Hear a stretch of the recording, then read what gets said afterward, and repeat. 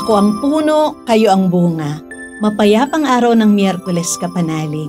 Ipinagdiriwang po natin ang kapistahan ni San Cristobal Magallanes at mga kasamang martir.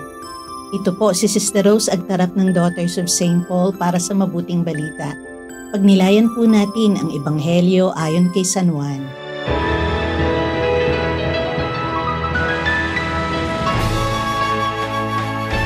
Sinabi ni Jesus sa kanyang mga alagad, "Ako ang totoong puno ng ubas, at ang Ama ko ang magsasaka. Pinuputol niya ang bawat sangang hindi namumunga sa akin, at pinupungusan naman niya't nililinisan ang bawat namumunga upang higit pang mamunga. Malinis na kayo dahil sa wikang binigkas ko sa inyo. Manatili kayo sa akin, ako naman sa inyo. Hindi makapamumunga ang sanga mula sa ganang sarili, malibang manatili ito sa puno ng ubas. Gayon din naman, hindi kayo makapamumunga malibang manatili kayo sa akin. Ako ang punong ubas, kayo ang mga sanga. Kung may nananatili sa akin at ako naman sa kanya, namumunga siya ng sagana. Ngunit kung hiwalay sa akin, ay hindi ninyo kayang gumawa ng anuman. Kung may di nananatili sa akin, itatapon siya sa labas gaya ng sangang na tuyo na tinitipon at iginagatong sa apoy at nagliliyag.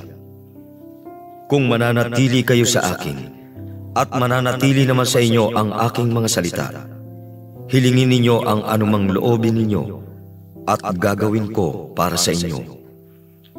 Sa ganito pararangalan ang aking Ama, kapag namunga kayo ng sagana at naging mga alagad ko."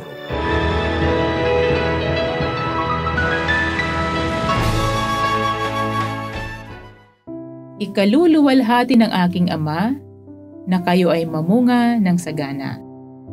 Subalit mangyayari lamang ito kung mananatili tayo kay Jesus at siya sa atin. Sabi nga ni Jesus sa verse 5, "Ako ang puno ng ubas, kayo ang mga sanga." Paano nga naman mamumunga ang sanga kung hindi na ito nakakapit sa puno? Matutuyo na lang ito at itatapon. Ganito kadaling patayin ang baging na kumakapit sa ating mga halaman. Hanapin nyo ang pinakapuno at putulin ito. Kusang malalanta ang mga dahon at sanga nito. Ganito rin ang ating buhay espiritual. Magiging mabuga lamang ang ating mga gawain kung mananatili tayong nakakapit sa Diyos. Kahit dumanas pa tayo ng mga pagsubok sa buhay, mananatili tayong tapat at nakatindig sa tulong ng grasya ng Diyos. Kahit kung minsan napakalakas ng tukso ng katanyagan at kayamanan, hindi tayo nito maigugupo dahil lagi tayong papaalalahanan at lilinisin ng Diyos.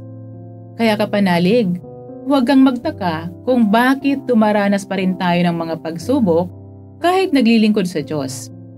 Nililinis lang tayo upang higit na maging mabunga. Bakit nga pala may mga taong napakabuti sa umpisa ng paglilingkod, subalit kalaunan ay nalulunod sa pera at katanyagan? May mga lingkod bayan na maayos naman sana ang plataporma sa panahon ng kampanya. Pero nang manalo at tumagal na sa pwesto, ay naging buwaya at pahirap sa taong bayan. Kapanalig, ito ang sinasabi ni Jesus, mamumunga lamang tayo ng masagana kung mananatili tayo sa Kanya at siya sa atin. Kapag humiwalay tayo sa Kanya, tiyak nalalamunin tayo ng tukso at kamunduhan. Mga kapanalig, maraming salamat po sa inyong suporta sa aming misyon. Subscribe, like, share, and follow Paulines sa aming social media accounts. Patuloy po kaming ng inyong tulong upang maipagpatuloy ang programang ito. Maaari po ninyong ipadala ang inyong love offerings at donasyon sa aming donations channels. Makakaasa po kayo na kasamang lagi ang inyong mga intensyon at kahilingan sa aming panalangin araw-araw. Ito pong muli si Sister Rose na nag-aanyaya sa inyong manalangin. Sa iyong pagkabuhay muli, Panginoong Hesukristo, binigyan mo kami ng bagong pag-asa at pinalalim ang aming pananampalataya. Panibaguhin mo kami upang masigasig naming maipalaganap ang mabuting balita ng may kagalakan at kapayapaan. Amen. Alleluia. We are here to provide a new way of communicating and proclaiming the gospel.